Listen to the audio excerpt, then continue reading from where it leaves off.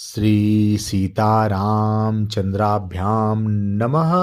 श्रीमद् वाल्मीकि रामायण किष्किंधा कांड पांचवा सर्ग।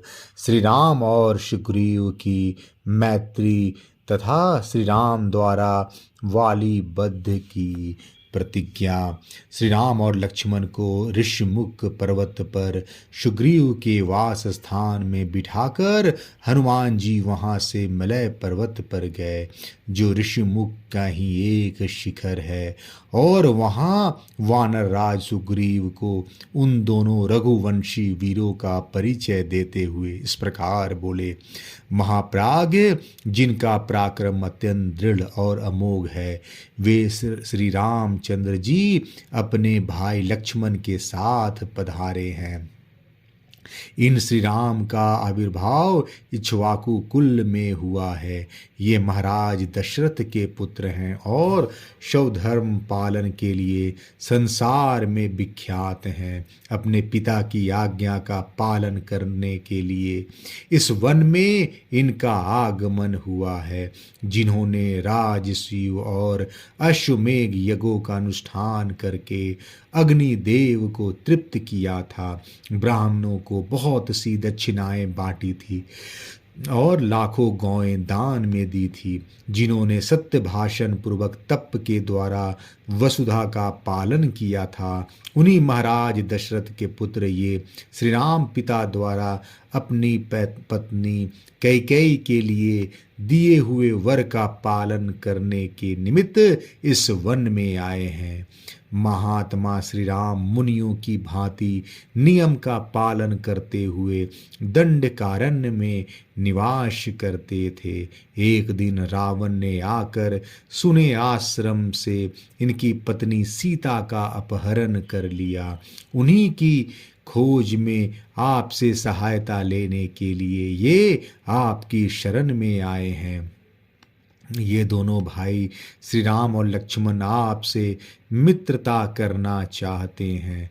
आप चलकर इन्हें अपनावें और इनका यथोचित सत्कार करें, क्योंकि ये दोनों ही वीर हम लोगों के लिए परम पूजनीय हैं।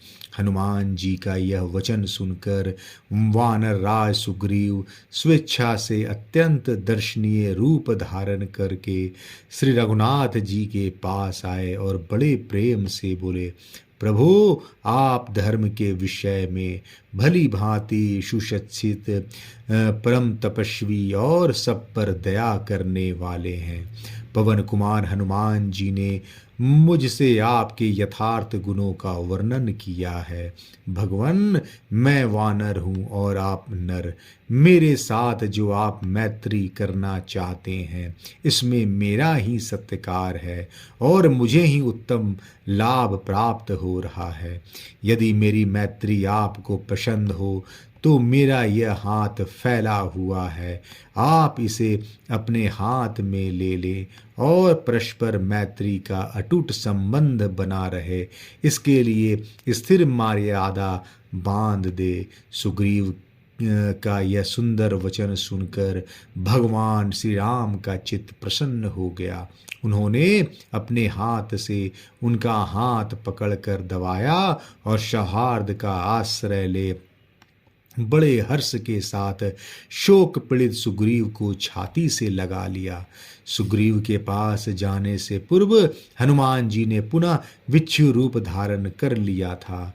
श्री राम सुग्रीव की मैत्री के समय शत्रु दमन हनुमान जी ने विच्छु रूप का त्याग कर अपना स्वाभाविक रूप धारण कर लिया और दो लकड़ियों की रगड़ कर आग पैदा की। तत्पश्चात उस अग्नि को प्रज्वलित करके उन्होंने फूलों द्वारा अग्नि देव का सादर पूजन किया। फिर एकाग्र चित्त हो श्री राम और सुग्रीव के बीच में साक्षी के रूप में उस अग्नि को प्रसन्नता पूर्वक स्थापित कर दिया। इसके बाद सुग्रीव और श्री रामचंद्र जी ने उस प्रज्वलित अग्नि की प्रदक्षिणा की और दोनों एक दूसरे के मित्र बन गए। इससे उन वनराज, वानर राज और श्री रघुनाथ जी दोनों के हृदय में बड़ी प्रसन्नता हुई।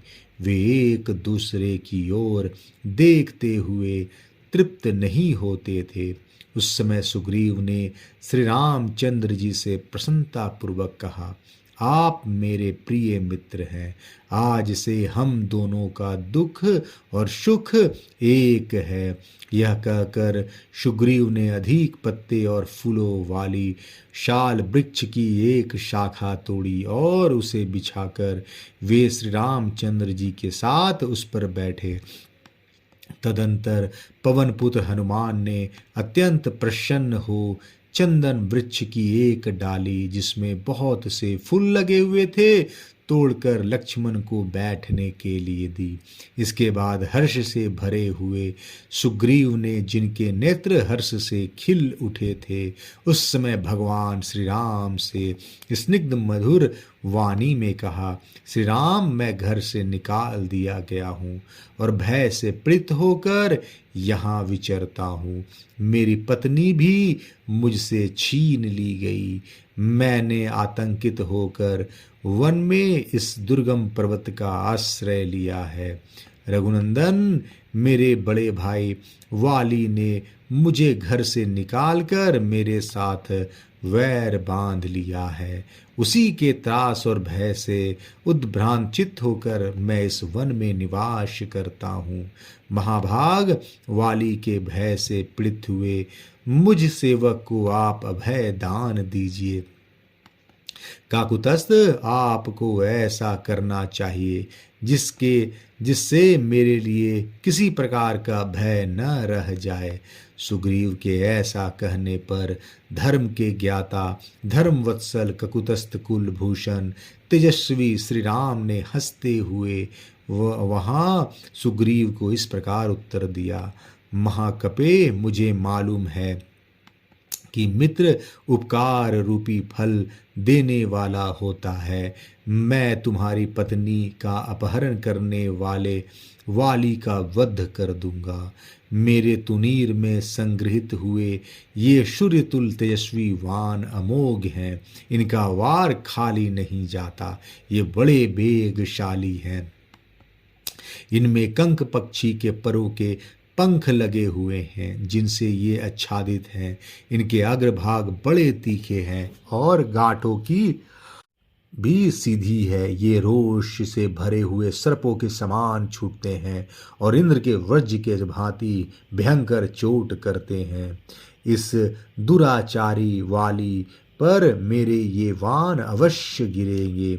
आज देखना, मैं अपने विषधर सर्पों के समान तीखे वानों से मारकर वाली को पृथ्वी पर गिरा दूंगा।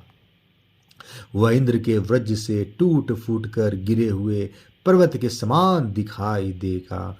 अपने लिए परम हितकर वह श्री रघुनाथ जी का वचन सुनकर सुग्रीव को बड़ी प्रसन्नता हुई।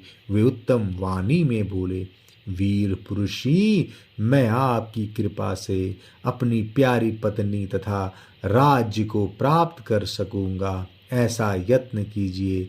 नरदेव, मेरा बड़ा भाई वैरी हो गया है। आप उसकी ऐसी अवस्था कर दे जिससे वह फिर मुझे मार न सके। सुग्रीव और श्री राम की इस मैत्रीपूर्ण मैत्री के प्रसंग में सीता के प्रफुल्ल कमल जैसे कपिराज, वाली के स्वर्ण जैसे और निशाचरों के प्रज्वलित अग्नि जैसे बाएं नेत्र एक साथ ही फड़कने लगे। किष्किंधा कांड 5वां सर्ग समाप्त। जय श्री राम।